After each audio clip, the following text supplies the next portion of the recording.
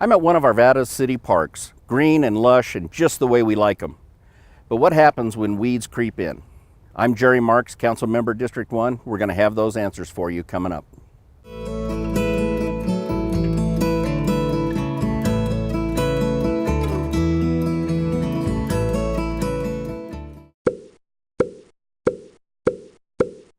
Ugh, look at them, popping up everywhere, growing like, well, weeds. But the city has a plan to deal with them. Ask Arvada is a program that you can sit at home via the internet, log into the city's website, arvada.org. There's a tab that says Ask Arvada. There's a lot of good information, frequently asked questions, and you can also go in and ask your own question or register an anonymous complaint tip that then the city will follow up on during normal business hours, Monday through Friday. It's about a little over a third of what we do is just weeds and grass. Wow. We do about 150 calls a month.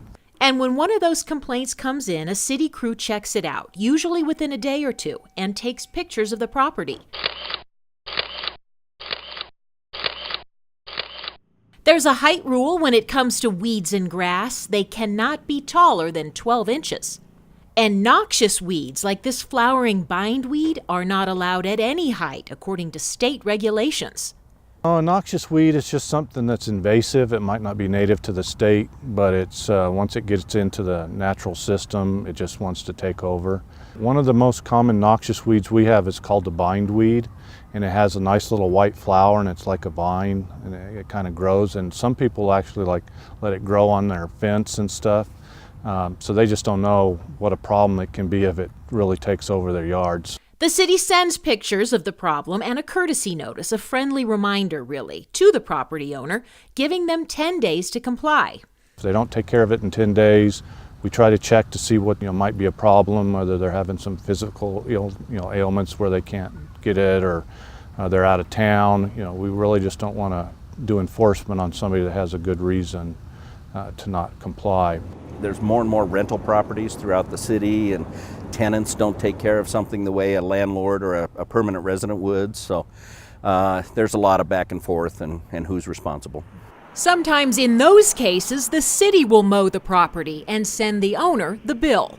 But 98% of the time, property owners respond to the notice and fix the problem.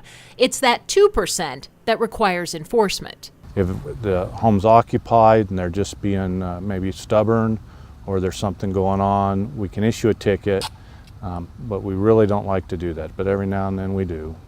If you get a ticket, you go to court, and the fine could be up to $2,000. The city looks at it as a last resort, but sometimes you have to hit somebody in the pocketbook to get their attention. And it's not just homes that get complaints. Sometimes it's city property. I look at it as just like the pothole program in the winter and early spring. The city doesn't always find everything, and if a resident can report that, then we'll take action. I only have 5 officers that go out and inspect for the whole city, so we really do require people to call us, and we want them to call us so that we know where the problems are so we can get to it. With the weeds, and especially this year, we've had a lot more moisture and a little bit cooler temperatures. So if you don't maintain and keep them out of the way, they're going to spread, germinate. One property can really drag down a whole neighborhood. They take over. We've got a great community and great parks, and we just really need to keep up on it and encourage neighbors to take care of their property. At Arvada, we're here for you. You can access City Hall 24 hours a day, 7 days a week. Just go to arvada.org and click on the Ask Arvada logo, or call 720-898-7850.